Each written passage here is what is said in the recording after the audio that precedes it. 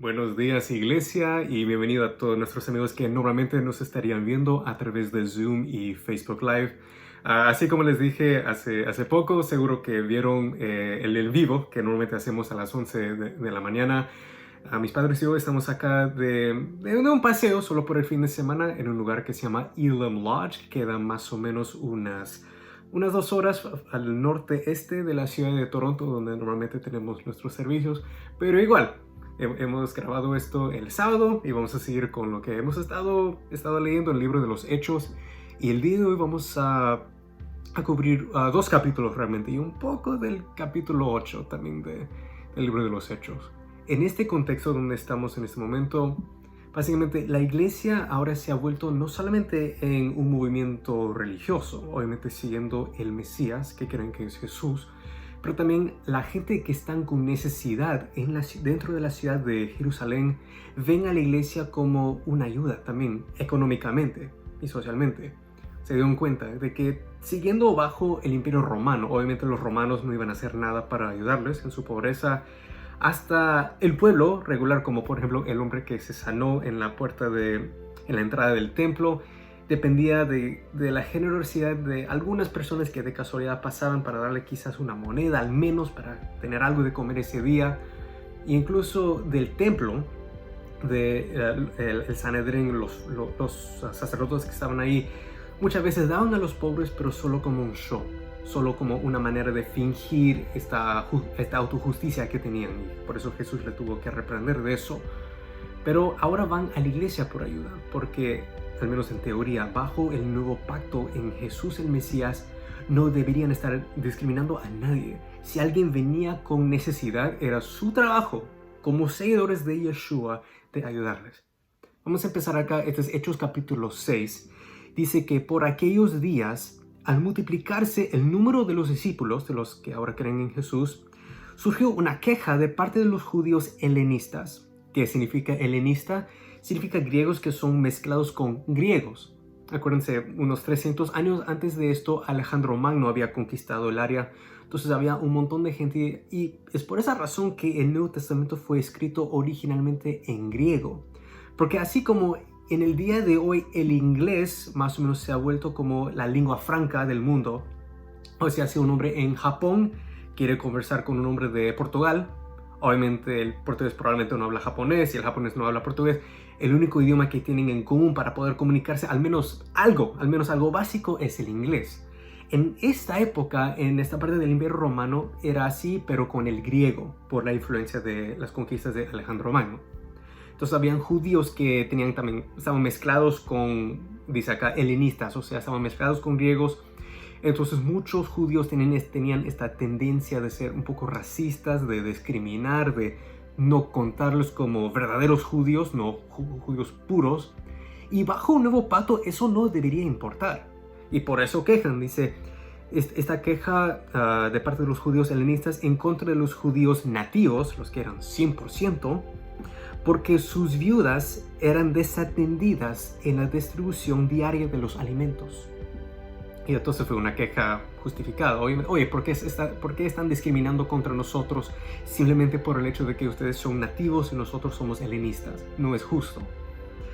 Entonces los 12, los discípulos que todavía están ahí, convocaron a la congregación de los discípulos y dijeron: no es conveniente que nosotros descuidemos la palabra de Dios para servir mesas. Por tanto, hermanos, escojan de entre ustedes 7 hombres de buena reputación, llenos del Espíritu Santo y de sabiduría, a quienes podamos encargar esta tarea. Y nosotros nos entregaremos a la oración y al ministerio de la palabra. Versículo 5. Lo propuesto tuvo la aprobación de toda la congregación y escogieron a Esteban, un hombre lleno de fe y del Espíritu Santo, y aquí da una lista de 7 hombres.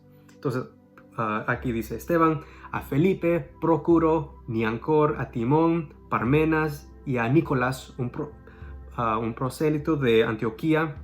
Antioquía queda en el norte, en Siria.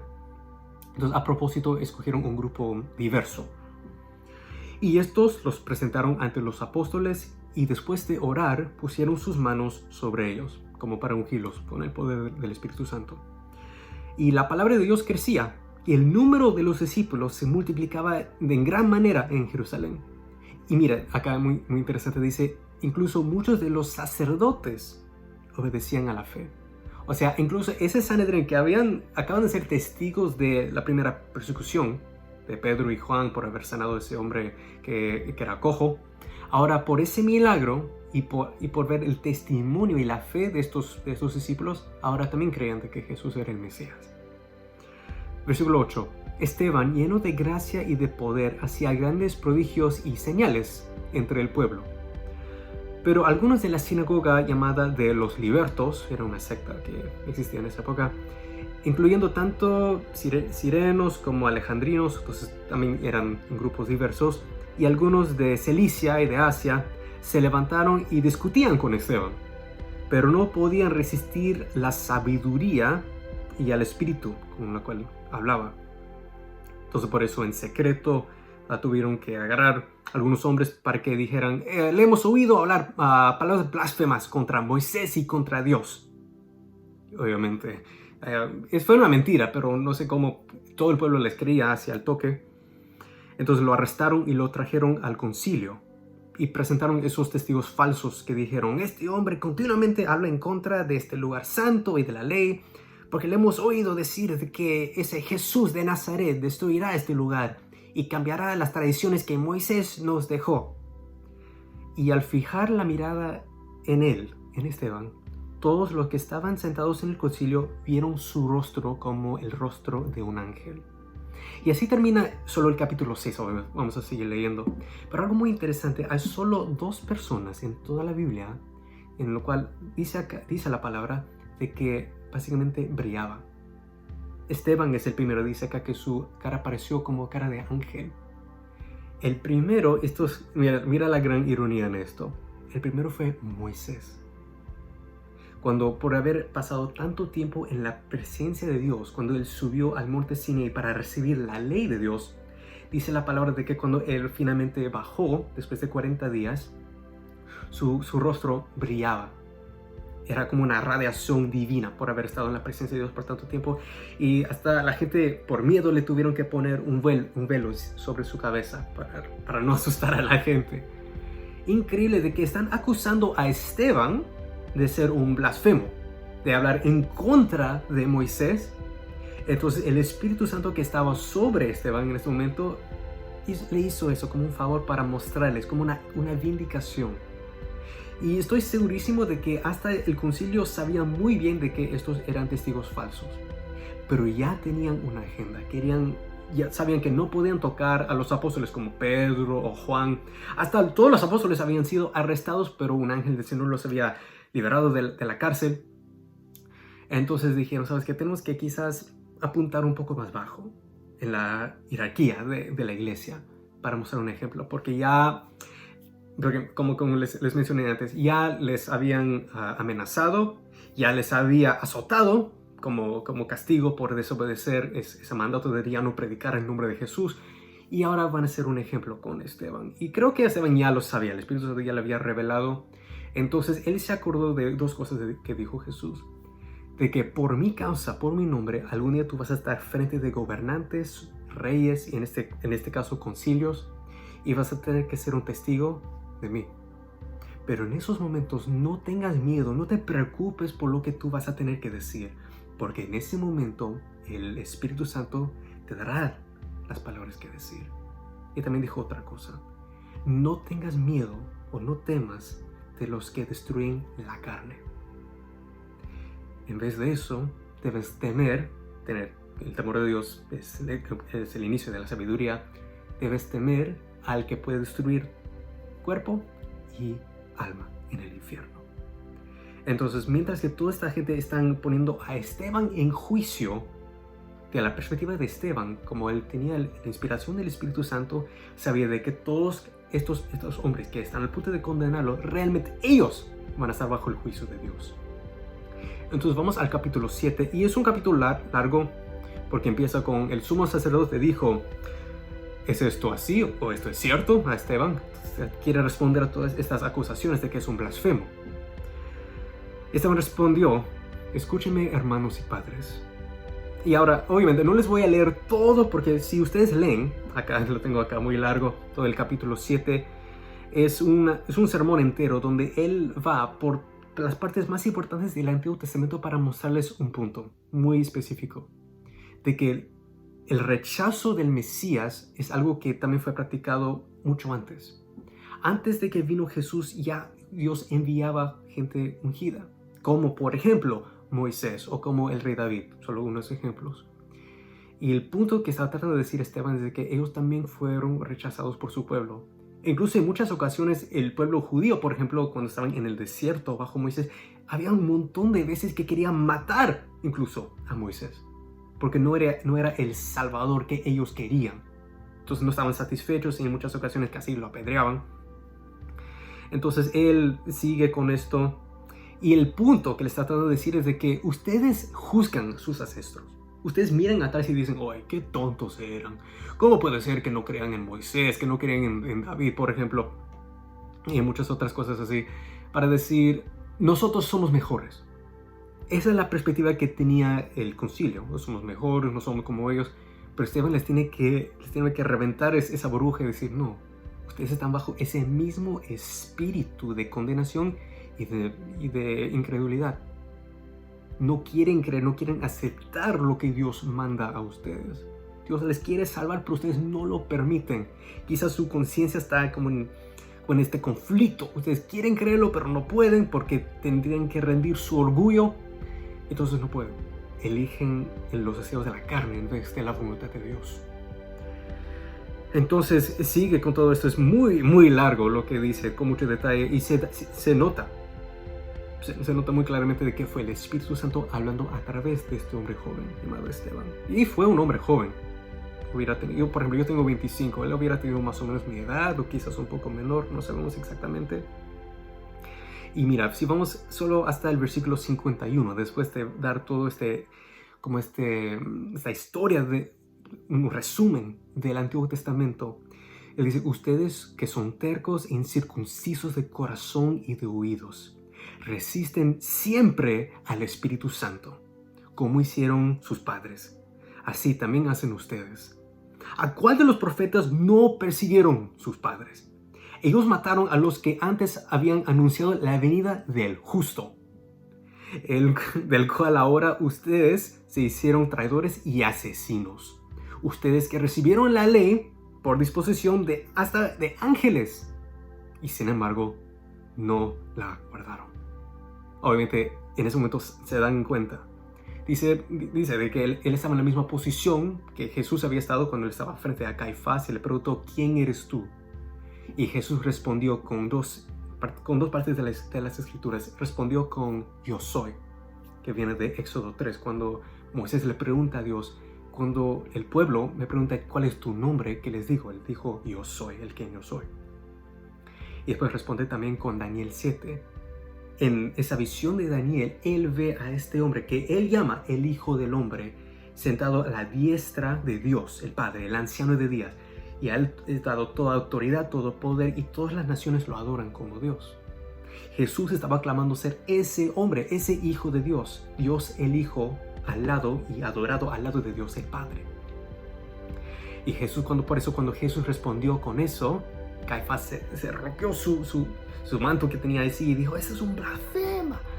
Se enojó y pueden imaginarse de que están viendo como una repetición. Con haber matado a Jesús pensaron, ya hemos terminado con él. Y ellos sabían muy bien dentro de sus corazones de que Jesús realmente había resucitado, cumpliendo lo que decían las Escrituras sobre el Mesías, pero no lo querían creer. Entonces por eso ahora Esteban está ahí y al decir todo esto, están enojados con él y el Espíritu Santo abre los ojos de Esteban. Le da como yo los llamaría lentes espirituales. Él creo que ya sabe que, como decimos en Perón, está frito. O sea, ya su sentencia ya está lista. Sabe que va a morir. Pero no tiene miedo. Hasta él tiene temor no por su vida, sino por la vida de cada persona que está ahí escuchando y rechazando el Evangelio.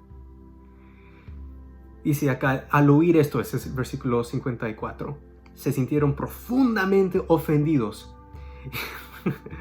y crujían los dientes contra él así, enojados.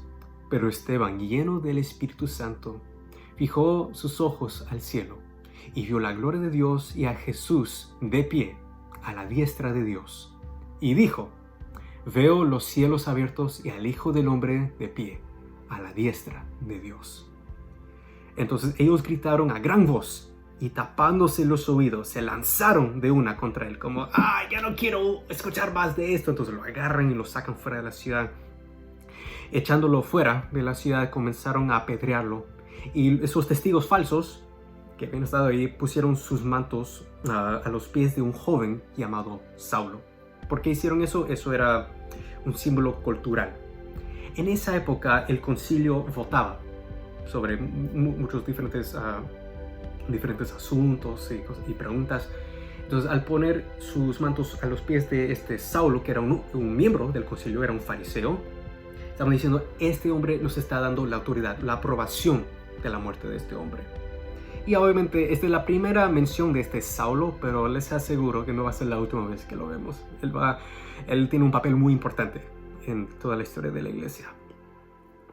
Y mientras que lo apedreaban, Esteban invocaba al Señor y decía: Señor Jesús, recibe mi espíritu. Y cayendo de rodillas, clamó en voz alta: Señor, no les tomes en cuenta este pecado. Como les dije, no tiene miedo por su propia vida. Está muriendo una muerte terrible, apedreado. Es una muerte muy, muy doloroso. Pero no tiene miedo por su propia vida. Él ya está sirviendo su propósito. Sabe, y él está, incluso el Espíritu Santo le abrió los ojos para ver el mundo espiritual, ver el trono y la gloria de Dios, y sabe que él va ahí. Él va a estar con su Dios y con su Salvador. No tiene miedo por sí mismo. No tiene miedo de los que pueden matar la carne. Si no tiene miedo y está orando por misericordia a Dios para que Él pueda perdonar a cada persona que está ahí asesinándolo. Reflejando a su Salvador, que cuando Él estaba en la cruz también oró: Padre, perdónalos porque no saben lo que hacen. Habiendo dicho eso, durmió. Es la forma cristiana de decir que falleció. Ahora saltamos al Hechos 8, solo algunos versículos. Acá dice: y Saulo estaba de completo acuerdo con ellos en su muerte. Ahora, eso tiene sentido lo que expliqué antes. En aquel día se desató una gran persecución en contra de la iglesia en Jerusalén. Y todos fueron esparcidos por las regiones de Judea y Samaria, excepto los apóstoles. Algunos hombres piadosos sepultaron a Esteban y oraron de gran voz por él. Pero Saulo hacía estragos en la iglesia, entrando de casa a casa, imagínate, arrastrando a hombres y mujeres, seguro que sus hijos también, y los echaba en la cárcel. Terrible. Entonces ya ahora la iglesia no solamente está recibiendo amenazas, no solamente les están azotando y todo eso, pegando por aquí y por allá. Ahora literalmente hay hombres y mujeres, y incluso seguro hijos, que ahora están dando sus vidas por Jesús, muriendo como mártires. Es muy interesante esa palabra mártir, porque en el griego original, martirio significa testigo. O sea, con su sangre, no solamente Esteban, pero todos los que estaban echados en la cárcel, seguro que había más apedreados. No sé, no sabemos el extremo a que Saulo perseguía a la iglesia. Solo la única indicación que nos dice acá Lucas es de que fue terrible esa persecución. Pero la gente, a través de sus vidas, estaban dando testimonio, acordándose de las palabras de Jesús: en este mundo tendréis aflicciones, pero confíen en mí, porque yo ya he vencido al mundo. Y mira, el propósito de la persecución, en teoría, es de aplastar, de eliminar, de borrar todo este movimiento de este falso Mesías, este Jesús de Nazaret. Pero en vez de eso, es como acá en Norteamérica tenemos esta planta, se llama dandelions. No sé si los tendrán por allá en Latinoamérica, no sé de dónde están viendo, pero seguro que lo han visto en las películas, donde es como blanquitos, parece como algodón, y cuando los soplas se dispersan, son semillas. Se dispersan con el viento y ¡pum! Y ahora tienes un jardín entero lleno de estos. Son mala hierba, pero es un buen metáforo de cómo es la iglesia. Cuando está bajo persecución, cuando se dispersan así, eso es exactamente lo que sucedió acá en la iglesia. Saulo solamente estaba ayudando al evangelio a irse por todas partes del Imperio Romano. Incluso fue San Justino Mártir que dijo: la sangre de los mártires es la semilla de la iglesia. Y le damos por eso, le damos la gloria de Dios. Y es un poco triste darse cuenta de que la iglesia estaba en su mejor momento, irónicamente, cuando estaba bajo persecución. Porque el apóstol Pablo nos dice mucho después en 1 Corintios que nosotros como cristianos vamos a ser probados como oro en el fuego. Así como ponen oro cuando recién lo han sacado de la tierra, lo ponen en el fuego para quemar cualquier impureza que tenga, y solo se queda el oro puro. Así es espiritualmente con la iglesia de Jesucristo. O sea, dentro de la iglesia tienes discípulos verdaderos de Jesús, hombres como Esteban, por ejemplo, pero también tienes discípulos falsos que solo están ahí por conveniencia. Pero la realidad es de que solo bajo la persecución, cuando hay opresión, recién ahí se nota quién realmente sigue a Cristo, quién realmente va a ser un testigo para Cristo. En muchos de estos casos, incluye dando sus vidas. Muchos acá en Norteamérica, Sudamérica, en Europa, en muchas partes del mundo, quizás nunca vamos a experimentar esa opresión, esa persecución. Nunca vamos a estar en una situación donde tenemos que negar a Cristo sino morir. Pero sí tenemos un montón de hermanos por todas partes del mundo que sí están experimentando eso. Y muchos de nosotros nos olvidamos de ellos. Pero tenemos que orar por ellos, fortaleciéndolos bajo el poder del Espíritu Santo y dando la gloria a Dios por ellos, porque dice la palabra: grande es su recompensa en el cielo. Vamos a orar, hermanos. Y como siempre, yo sé que hay un montón de gente que está viendo esto por la primera vez y nunca han aceptado a Cristo, pero están inspirados quizás por esta historia. Cualquier persona que ha sido convencido por el Espíritu Santo en este momento de wow, yo necesito juntarme a Jesús, yo tengo que rendirme a Él. Si estos hombres fueron dispuestos a dar sus vidas por ese Jesús, vale la pena. Donde sea que estén ustedes en este momento, pónganse a orar, confesa sus pecados. Dice la Biblia muy claramente de que si confesamos nuestros pecados, nuestro Dios es justo y fiel y Él perdonará nuestros pecados y nos limpiará de toda maldad, toda injusticia. Y ahora decimos esta declaración de fe, que venga de su corazón, no porque alguien te lo está presionando. Dilo sinceramente: yo confieso con mi boca de que Jesucristo es el Señor, de que Él murió en la cruz por nuestros pecados y al tercer día resucitó de entre los muertos para darme vida eterna. Ese mismo Espíritu Santo que inspiró a Esteban mientras que él estaba frente de ese concilio, ese mismo Espíritu que resucitó a Jesús de entre los muertos, ahora habita en mí, entra a mi vida. Ayúdame también a ser testigo. Puede ser que yo nunca voy a tener que dar mi vida, y nunca voy a tener que morir como mártir, pero que es a través de mi vida, aún si es una vida cómoda, ayúdame, Señor, a traer a la gente hacia ti. Gracias, Señor, por nuestros hermanos. Quiero tomar un momento para orar por nuestros hermanos en Corea del Norte, en China, en Arabia Saudita, en Irán, muchos diferentes países en Asia, y en el Medio Oriente, en África, en el norte de Nigeria, por ejemplo, en Somalia. Hay un montón de nuestros hermanos que están bajo persecución y que están en la misma posición que Esteban, que están al punto de dar sus vidas por Cristo. Señor, oramos, Señor, como en la iglesia militante, Espíritu Santo, esté con ellos. Dales paz en su corazón, convicción y gozo.